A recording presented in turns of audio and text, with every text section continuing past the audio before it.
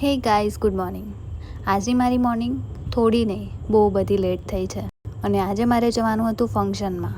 પણ શું, હું તો લેટ ઉઠી એટલે ફંક્શન રહ્યું બાજુમાં અને મેં વિચાર્યું કે ચાલો ઘરની સાફ સફાઈ કરી લઈએ.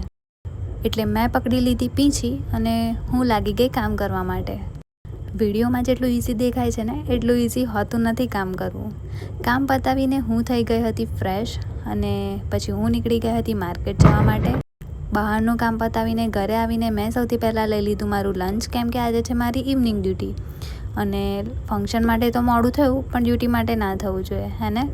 એટલે ફટાફટ હું થઈ ગઈ રેડી અને હું પહોંચી ગઈ હતી હોસ્પિટલમાં થોડું ઘણું કામ પતાવ્યું અને સાંજે હું નીકળી ગઈ હતી બહાર. અને આજનો દિવસ મારો સ્ટડી સાથે પૂરો થયો. તો કંઈ નહીં, આજના બ્લોગમાં આટલું જ. કાલના બ્લોગમાં મળીએ. ત્યાં સુધી bye bye, good night and take care.